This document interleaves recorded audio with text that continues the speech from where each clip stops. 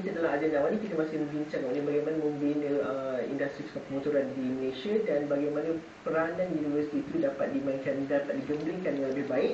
Jadi Prof, bagaimana kita melihat usaha ni setelah dijalankan di Universal James ni, bagaimana kita melihat kesinambungan di masa akan datang? Kerana kita tak nak stop setakat sini saja. Sudah pasti para pelajar ini memerlukan lagi penglibatan dan juga galakkan yang lebih lagi di masa-masa akan datang. Kerana benchmarknya sudah ada. Apa yang kita memerlukan di masa-masa akan datang, Prof? Okay.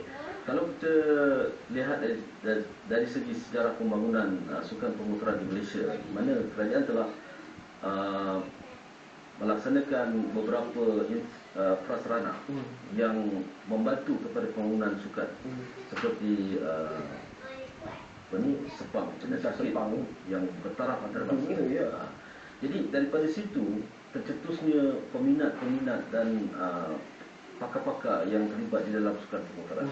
Jadi kami merasa ini adalah satu keperluan yang amat penting, di mana kami telah menyatakan hasrat kepada pihak pengurusan UNICEF untuk menentukan satu pusat kecemerlangan sukan kejuaraan di UNICEF sendiri, dan UNICEF telah memberikan kata betul dan bersetuju untuk menubuhkan pusat kecemerlangan tersebut dengan adanya kita panggil testing track Dah ada sekarang?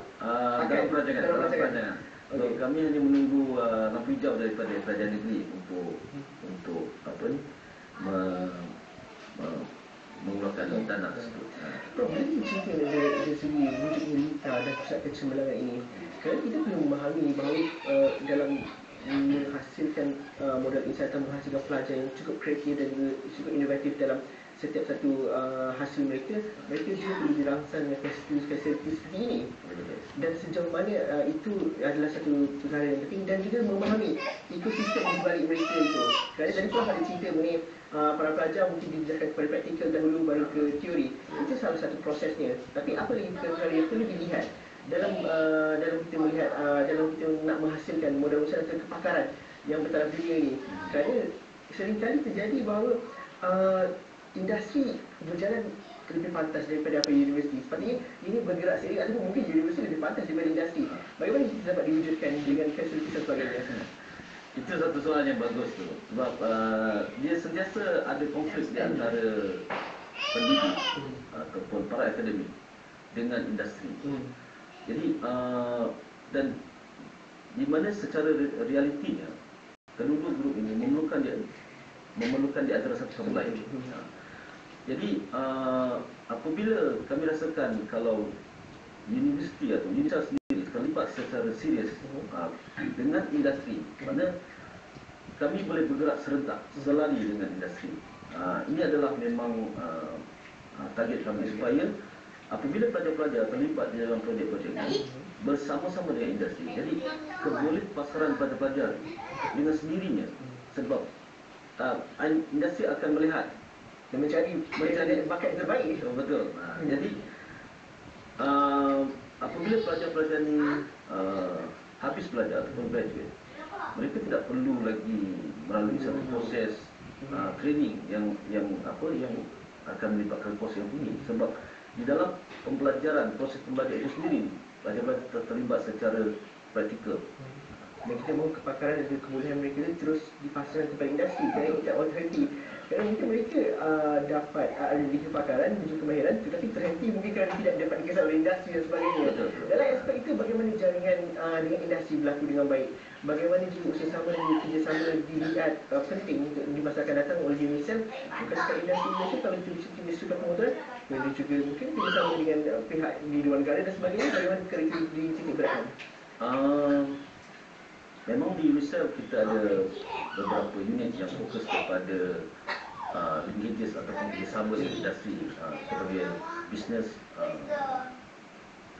commercialization industrial linkages ataupun BCI, di mana bahagian ini akan melihat secara praktikal, secara komersial, secara kerjasama dengan antara UNICEF dengan industri.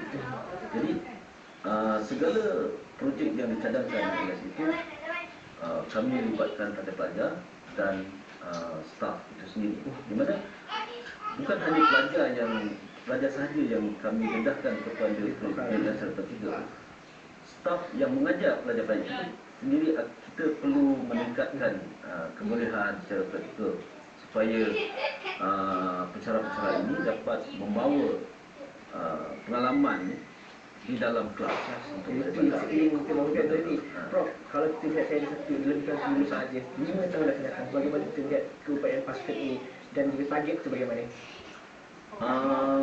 Mulai tahun 2017 kami akan cuba melibatkan diri di dalam perlombaan internasional seperti Formula SEE, dan di mana kabarnya Formula SEE Malaysia Pride sudah berada di Malaysia. Jadi inilah satu permulaan yang bagus supaya pendadahan ini dapat kami berikan kepada pelajar-pelajar dan staf peringkat internasional. Dan akhirnya pusat kecerdasan itu nanti akan jadi terwujud dan juga pusat melahirkan kepakaran yang diperlukan untuk kementerian negara kita.